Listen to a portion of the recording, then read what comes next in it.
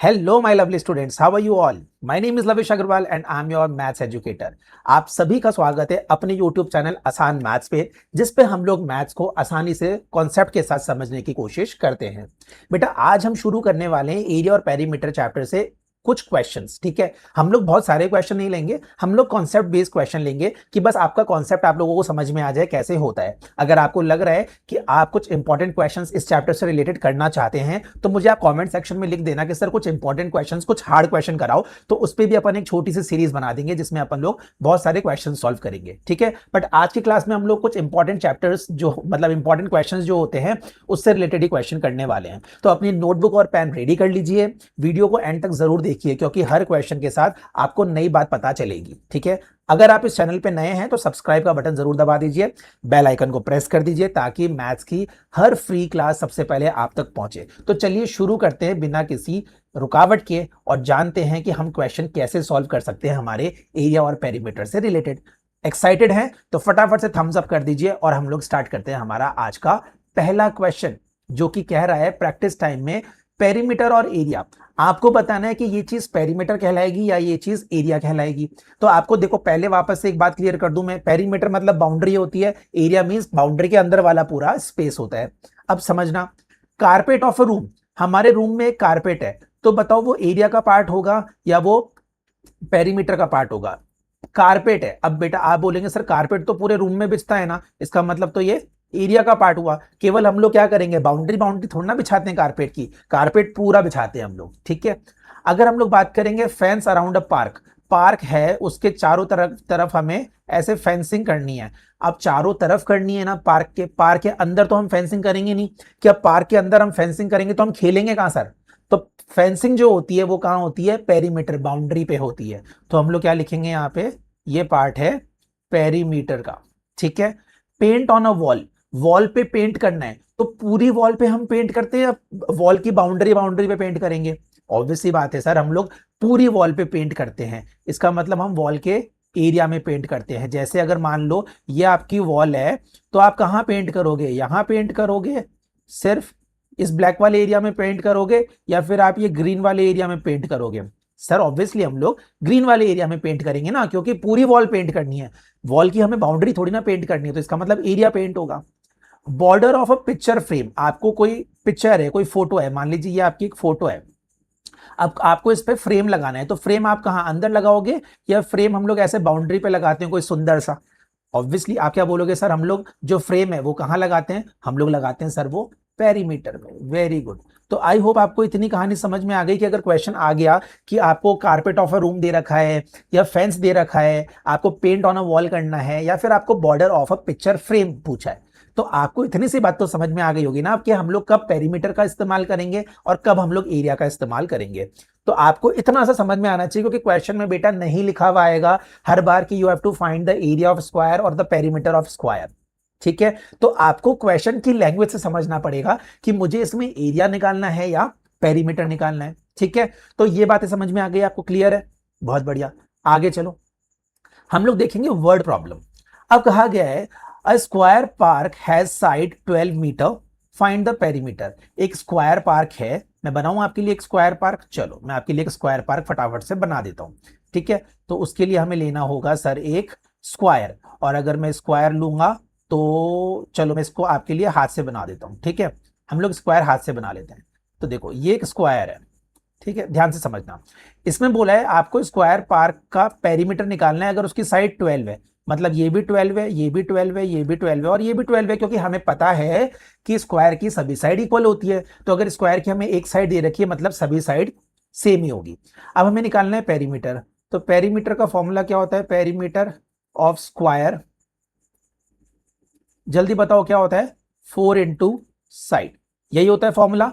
तो हम लोग क्या करेंगे, 4 इंटू साइड कितनी है, 12 मीटर है, तो हम लोग क्या करेंगे, 12 वन जा 12, 12 टू जा 24, 12 थ्री जा 36, 12 फोर जा 48 और मीटर है तो मीटर में हमारा आंसर आ गया। So this is our perimeter. समझ में आया पेरीमीटर कैसे निकलता है? इन्होंने कहा था स्क्वायर का पेरीमीटर निकालना है जिसकी साइड 12 है, तो मैंने एक स्क्वायर बनाया, उसकी साइड मेंशन करी। अब मुझे पेरीमीटर ऑफ स्क्वायर निकालना है तो मैंने उसका फॉर्मूला लगाया 4 इंटू साइड। 4 की जगह मैंने 4 लिखा, मल्टीप्लाई की जगह मल्टीप्लाई, और साइड की जगह जो हमें साइड गिवन है वो मैंने पुट करी, दैट इज 12 मीटर। दोनों को मल्टीप्लाई किया, 48 मीटर मेरा आंसर आ गया। सिंपल। मजा आया क्वेश्चन करके? बहुत ही बढ़िया। और देखो आगे बोला गया है a rectangle has length 10 metre, breadth 7 metre, find perimeter. चलो भैया रेक्टेंगल ले लेते हैं आप लोगों के लिए एक सुंदर सा, यहां बना दूं रेक्टेंगल। ये लो एक सुंदर सा रेक्टेंगल छोटू सा बना दिया आपके लिए यहाँ पे। अब बोला गया है इसकी लेंथ 10 है, तो आपको पता है ना लेंथ कौन सी होती है? हाँ सर हमें पता है ये लेंथ होती है, तो ये भी 10 है, ये भी 10 है, क्योंकि opposite sides of rectangle are equal. और ब्रेड कितनी है? 7 है, इसका मतलब ये 7 है तो ये भी 7 है, क्योंकि opposite side of rectangle are equal. तो ये एक दूसरे के ऑपोजिट है तो ये 10 10 हो गई, ये एक दूसरे के ऑपोजिट है तो ये 7 7 हो गई। अब बात आती है पेरीमीटर निकालना है, तो हमें निकालना है पेरीमीटर। किसका पेरीमीटर निकालना है सर? रेक्टेंगल का। उसका फॉर्मूला क्या होता है? 2 इंटू लेंथ प्लस ब्रेथ। तो वैल्यू पुट करो, 2 की जगह 2, मल्टीप्लाई की जगह मल्टीप्लाई। लेंथ कितनी है हमारी? 10 है तो 10 लिखा, प्लस ब्रेथ कितनी है सर? 7, तो हमने 7 मीटर लिख दिया। ठीक है, अब क्या करना है? 2 मल्टीप्लाई 17 मीटर हो जाएगा ये। अब इसको ओपन करेंगे तो 2 इंटू 17 मीटर को जब आप मल्टीप्लाई करेंगे तो कितना आएगा? 17 2 जा 34 मीटर आपका आंसर आ जाएगा। करके देख लो। अरे 17 की टेबल आती तो ठीक है, नहीं तो करके देखो। 2 7 जा 14, 2 1 जा 2 और 1 3, देखो 34 ही तो आया, तो 34 मीटर हमारा आंसर आ गया। समझ में आया? रेक्टेंगल की लेंथ ब्रेड दे रखी थी, पेरीमीटर पूछा था, तो किसकी लेंथ दे रखी है और ब्रेड दे रखी है? रेक्टेंगल की, तो पेरीमीटर भी इसी का निकलेगा। तो पेरीमीटर रेक्टेंगल का हमने फॉर्मूला लगाया 2 into length plus breadth, value put करी, सॉल्व किया, एंड में हमारा 34 मीटर आंसर आ गया। आपको पता है ना पेरीमीटर मीटर या सेंटीमीटर में निकलता है, एरिया जो होता है वो स्क्वायर में निकलता है, क्योंकि वैल्यूज मल्टीप्लाई होती है। अब आप बोलोगे सर यहाँ पे भी 2 और 17 मल्टीप्लाई हो रहा है, बट बेटा 2 के साथ मीटर तो नहीं है ना, मीटर तो केवल एक वैल्यू के साथ है, तो इसलिए 17 2 जा 34 तो हो गया, पर मीटर एक ही था इसलिए हमने मीटर एज इट इज रखा। आई होप आपको अब कहानी समझ में आई। चलो समझ में आई तो नेक्स्ट क्वेश्चन आ जाओ। एक और, एक क्विज टाइम है, ठीक है? लिखते लिखते थक गए ना, तो एक क्विज टाइम है, ये देख के आंसर देना है। Perimeter means dash. पेरीमीटर मतलब क्या होता है? स्पेस इनसाइड या डिस्टेंस अराउंड। अब स्पेस इनसाइड और डिस्टेंस अराउंड ये क्या होता है सर? तो मैं फिर समझा देता हूं। दो हम छोटे छोटे से वापस से ले लेते हैं हमारे रेक्टेंगल्स, ताकि आपको मैं समझा सकूं। ठीक है, अब देखो पेरीमीटर मींस क्या होता है? पेरीमीटर मींस क्या होता है? जल्दी बताओ आप मेरे को, जल्दी आप ही बोलोगे। पेरीमीटर मींस होता है बाउंड्री। तो ये हमारी, चलो ये वाली देखो, ये हमारी क्या है? बाउंड्री है। ठीक है, तो ये तो हो गया हमारा पेरीमीटर। और स्पेस इनसाइड मतलब इसके अंदर का ये स्पेस, इसके अंदर का ये स्पेस, ये होता है स्पेस इनसाइड। तो अब आप मुझे बताओ कि पेरीमीटर मतलब क्या होगा? स्पेस इनसाइड या डिस्टेंस अराउंड? यस, तो पेरीमीटर मतलब होता है डिस्टेंस अराउंड, मतलब बाउंड्री, बाउंड्री का डिस्टेंस चारों तरफ, मतलब अराउंड का डिस्टेंस इज कॉल्ड हमारा पेरीमीटर। क्लियर? समझ में आया? बहुत ही बढ़िया। नेक्स्ट देखो, हमें निकालना है एरिया ऑफ रेक्टेंगल। अब रेक्टेंगल का एरिया निकालना है, तो सर आप बताओ तो सही पहले रेक्टेंगल होता कैसे? ये लो सर, क्या हमारा रेक्टेंगल ऐसा ही होता है? बिल्कुल सर होता है। तो इसमें हम लोगों को क्या निकालना है? एरिया निकालना है। तो हम लोग क्या करेंगे? लेंथ हमें 6 सेंटीमीटर दे रखी है, तो ये भी 6 सेंटीमीटर, ये भी 6 सेंटीमीटर, क्योंकि लेंथ है और ये ऑपोजिट साइड है तो इसलिए इक्वल है। ये 4 सेंटीमीटर, तो ये वाला भी 4 सेंटीमीटर। अब एरिया निकालना है रेक्टेंगल का, तो एरिया का फॉर्मूला क्या होता है sir? Length into yes breadth. तो लेंथ और ब्रेथ को मल्टीप्लाई करो। लेंथ कितनी है? 6 सेंटीमीटर, ब्रेथ कितनी है? 4 सेंटीमीटर। तो इसका आंसर किस में आएगा? कौन सी यूनिट में आएगा सर? सेंटीमीटर स्क्वायर में। क्यों? क्योंकि 6 से 4 मल्टीप्लाई होगा, 6 4 जा 24, 6 1 जा 6, 6 2 जा 12, 6 3 जा 18, 6 4 जा 24। ठीक है, फिर सेंटीमीटर से सेंटीमीटर भी तो मल्टीप्लाई होगा, इसलिए centimetre square. So this is our answer, 24 centimetre square.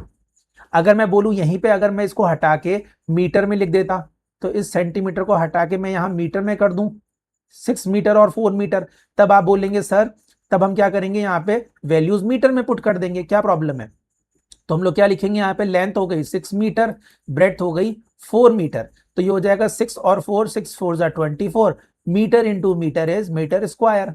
तो अगर सेंटीमीटर में आया तो सेंटीमीटर स्क्वायर में आंसर आएगा, मीटर में है तो मीटर स्क्वायर में आंसर आएगा। सिंपल सी बात। आई बात समझ में? क्लियर है?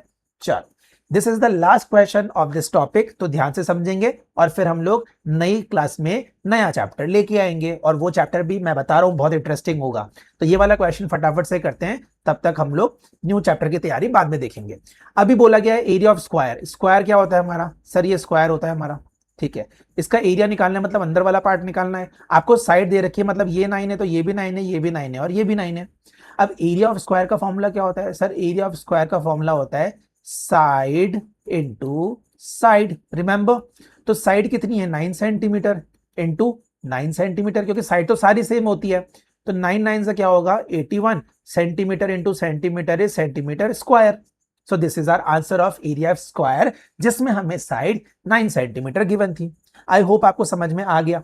कैसा लगा अपना ये बताओ सेशन? फटाफट से कमेंट सेशन में अपना राय जरूर लिख के जाया करो कि सर हमें सेशन अच्छा लगा, अच्छा नहीं लगा, या बेकार लगा, घटिया लगा, जो भी आपको लिखना है। उससे मिलेगा क्या बेटा मुझे? एक फायदा, मुझे ये पता लग जाएगा कि मैं जो आपके लिए वीडियोस बना रहा हूं, जिस तरीके से वीडियो बन रहे हैं, क्या वो सही बन रहे हैं या नहीं बन रहे हैं। और अगर उसमें आपके हिसाब से कोई चेंजेस करने हैं तो अपन करेंगे, ताकि चैप्टर हमें और अच्छे से समझ में आए। इसी वजह से बोला जाता है कमेंट सेक्शन में आंसर जरूर करके जाओ, या कमेंट सेक्शन में आप अपने राय जरूर लिखो, अपने जो भी रिव्यूज है पक्का लिख के जाओ। अगर आपको सेशन पसंद आ रहे हैं तो फटाफट से अपने दोस्तों के साथ और अपने जानने वालों के साथ भी इसको शेयर करो, ताकि वो भी इन वीडियोस को देख सके और ऐसे चैप्टर बहुत आसानी से समझ सके। अगर इतना समझ में आ गया है, so this is all for today. Let's meet in another video. Till then take care, good bye.